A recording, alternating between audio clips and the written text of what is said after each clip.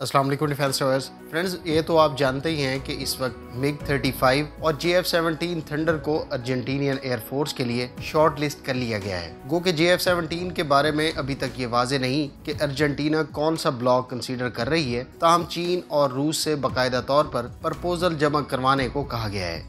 इस मकसद के लिए चाइनीज वफ्द पहले ही अर्जेंटीना में मौजूद है, जबकि रूस को MiG-35 के लिए प्रपोजल जमा करवाने के लिए बाकायदा दरख्वास्त कर दी गई है। लिहाजा इस सख्त मुकाबले और रकबे के लिहाज से दुनिया के 8वें बड़े मुल्क जबकि जनूबी अमेरिका के दूसरे बड़े मुल्क अर्जेंटीना के लिए इस एक्विजिशन की अहमियत के पेश नज़र हम आपसे इन दोनों शॉर्ट लिस्टेड एयरक्राफ्ट का कंपैरिजन शेयर करेंगे। फ्रेंड्स, आपसे गुजारिश है कि आप चैनल को सब्सक्राइब ज़रूर करें, क्योंकि हमारे 50% से ज़ायद व्यूवर्स ऐसे हैं जिन्होंने अभी तक चैनल को सब्सक्राइब नहीं किया। लिहाजा आपसे दरख्वास्त है कि चैनल को सब्सक्राइब करें और बेल आइकन दबाएं ताकि आपको हर नई आने वाली वीडियो का नोटिफिकेशन बर वक्त मिल सके।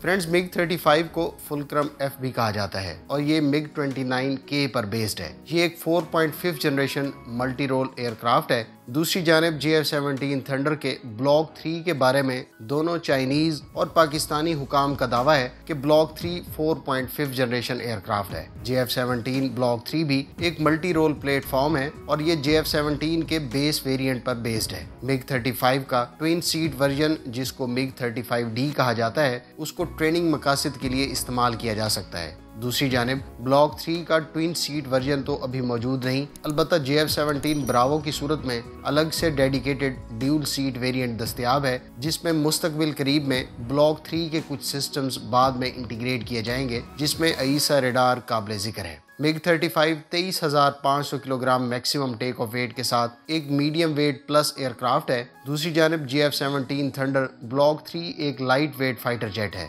इसका maximum take off weight 13,000 kilogram के अराउंड एक्सपेक्टेड है। MiG-35 की एक्सटर्नल पेलोड कैपेसिटी 6,500 किलोग्राम और JF-17 की एक्सटर्नल पेलोड कैपेसिटी 3,600 किलोग्राम है। ताहम JF-17 से मुतालिक ये डाटा प्रीवियस ब्लॉक्स का है। ब्लॉक 3 में पेलोड कैपेसिटी इससे थोड़ी ज्यादा भी हो सकती है। MiG-35 की सर्वे सीलिंग 62,000 फीट से जायद और ब्लॉक 3 की 55,000 फीट से जायद बताई गई है। फ्रेंड्स, इन दोनों एयरक्राफ्ट से मुतालिक दो अहम पहलुओं पर आपके सवाल का जवाब एंड पर आपके साथ शेयर किया जाएगा, लिहाजा ये वीडियो शुरू से आखिर तक देखें।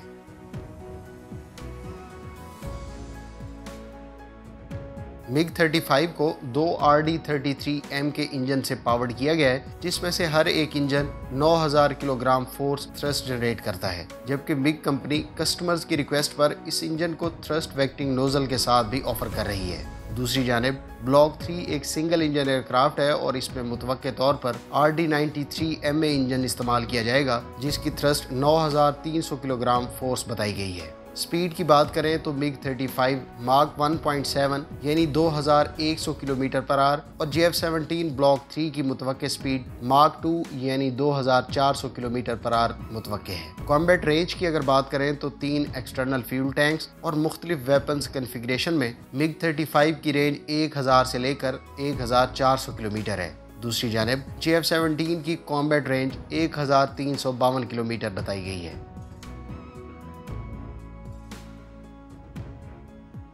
फ्रेंड्स, दोनों एयरक्राफ्ट चूँकि मल्टी रोल प्लेटफॉर्म हैं, लिहाजा इन पर मुख्तलिफ अकसाम के air to air, air to ground और एयर टू सरफेस यानी एंटी शिप मिसाइल्स नस्ब किए जा सकते हैं। MiG-35 पर टोटल 9 हार्ड पॉइंट्स मौजूद हैं, जबकि ब्लॉक 3 पर 8 हार्ड पॉइंट्स की इतलात हैं।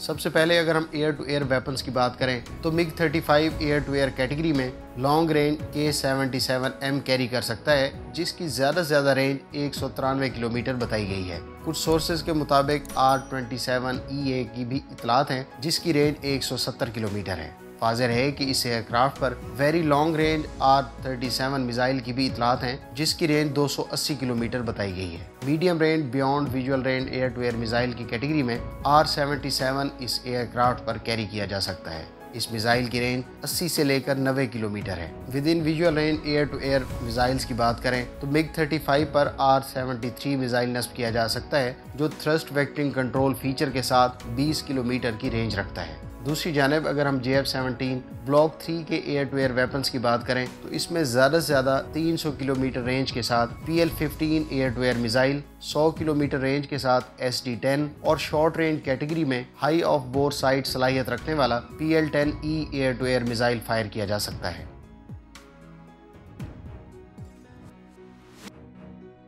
MiG-35 में एयर टू ग्राउंड कैटेगरी में KH-31PD एंटी रेडिएशन मिसाइल जिसकी रेंज 250 किलोमीटर, इसके अलावा KH-31PK जिसकी रेंज 110 किलोमीटर और KH-38 सीरीज के 4 मुख्तलिफ वर्जन फायर किए जा सकते हैं जिनकी रेंजेस 40 किलोमीटर हैं। इसके अलावा दीगर गाइडेड और अनगाइडेड बॉम्ब्स भी इस एयरक्राफ्ट से फायर किए जा सकते हैं। थंडर ब्लॉक 3 की बात करें तो इस पर एंटी रेडिएशन कैटेगरी में 100 किलोमीटर रेंज के साथ CM-102 और MAR-1, इसके अलावा 60 किलोमीटर रेंज के साथ LD-10 कैरी किया जा सकता है। दीगर एयर टू ग्राउंड वेपन्स में 350 से 600 किलोमीटर रेंज रखने वाला राहत क्रूज मिसाइल और 120 किलोमीटर रेंज वाला H-4 स्टैंड ऑफ वेपन भी इस एयरक्राफ्ट के वेपन पैकेज का हिस्सा होगा। दीगर कई तरह के गाइडेड और अनगाइडेड बॉम्ब्स इस एयरक्राफ्ट से फायर किए जा सकते हैं।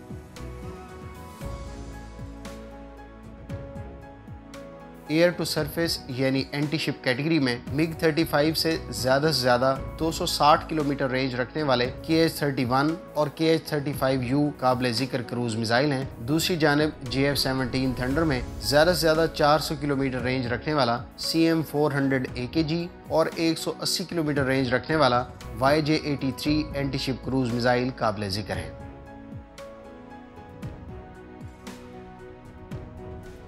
फ्रेंड्स, MiG-35 पर Russian ZUK ME AESA radar नस्ब है जो 200 किलोमीटर की रेंज रखता है। यह रडार एक वक्त में 30 टारगेट्स को ट्रैक और 8 को इंगेज करने की सलाहियत रखता है। इस रडार पर 1100 TRM यानी ट्रांसफर एंड रिसीव मॉड्यूल्स मौजूद हैं। अगर आप ट्रांसमिट एंड रिसीव मॉड्यूल्स और रडार के काम करने, इसके अलावा AESA और PISA रडार का फ़र्क जानना चाहते हैं तो पहले से मौजूद हमारी वीडियो का लिंक डिस्क्रिप्शन में मौजूद है। JF-17 ब्लॉक 3 पर चाइनीज साख्ता KLJ-7A रडार नस्ब होगा। ये रडार 1000 TRMs रखता है जबकि इसकी रेंज 170 किलोमीटर बताई गई है। इस रडार में एक वक्त में 15 टारगेट्स को ट्रैक और 4 को इंगेज करने की सलाहियत मौजूद है। दीगर एवियोनिक्स में MiG-35 पर helmet mounted target and display system, forward looking infrared sensor, electronic counter measure, missile approach warning system और एक्सटर्नल टारगेटिंग पार्ट्स काबिल ज़िक्र हैं। दूसरी जानिब ये तमाम फीचर्स JF-17 ब्लॉक 3 में भी ऑफर किए जा रहे हैं, जबकि चाइनीज जैमिंग पार्ट्स के अलावा तुर्क इलेक्ट्रो ऑप्टिकल और टारगेटिंग SL पार्ट भी ब्लॉक 3 की पार्ट्स में शामिल होगी।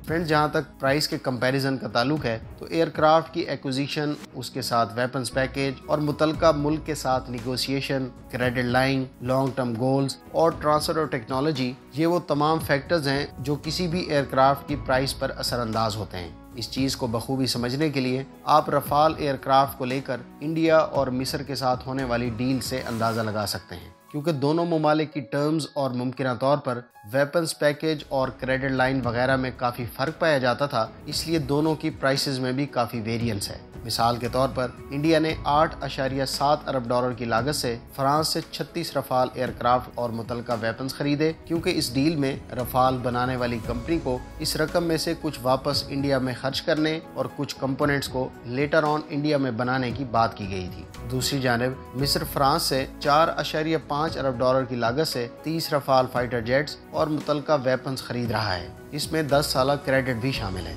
दोनों MiG-35 और JF-17 की गैर हतमी प्राइस रेंज $30 मिलियन पर एयरक्राफ्ट बताई गई है। जहां तक ऑपरेशनल कॉस्ट की बात करें तो 2017 में MiG कंपनी ने दावा किया था कि MiG-35 की 1 आवर फ्लाइंग कॉस्ट इसके बेस वर्जन यानी MiG-29 से 2.5 टाइम्स कम है। इधर चाइनीज और पाकिस्तानी हुकाम JF-17 को एक कॉस्ट इफेक्टिव और लो ऑपरेशन कॉस्ट वाला एयरक्राफ्ट करार देते हैं। बहरहाल एक बात तो वाज़ेह है कि ब्लॉक 3 चूँकि एक सिंगल इंजन एयरक्राफ्ट है, लिहाजा इसकी फ्लाइंग कॉस्ट MiG-35 से तो कम ही होगी। इसके अलावा मेंटेनेंस भी मुमकिन तौर पर कम होगी क्योंकि ये बुनियादी तौर पर बनाया ही कम बजट रखने वाली एयर फोर्सेस के लिए गया है।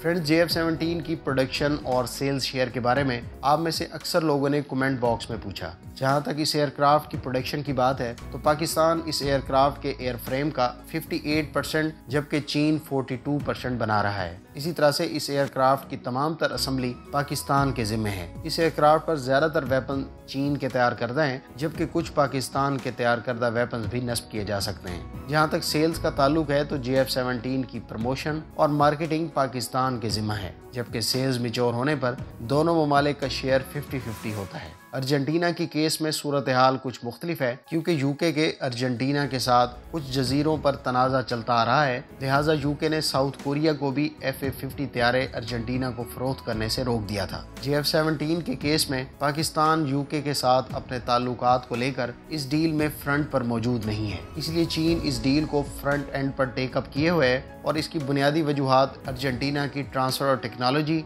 और क्रेडिट लाइन की ख्वाहिश है जो मैच्योर होने की सूरत में चीन के मुख्तलिफ बैंक्स फाइनेंस करेंगे। लिहाजा इन पहलुओं को लेकर चीन इस डील में फ्रंट पर मौजूद है, लेकिन डील मैच्योर होने की सूरत में दोनों पाकिस्तान और चीन को इसका 50-50 शेयर हासिल होगा।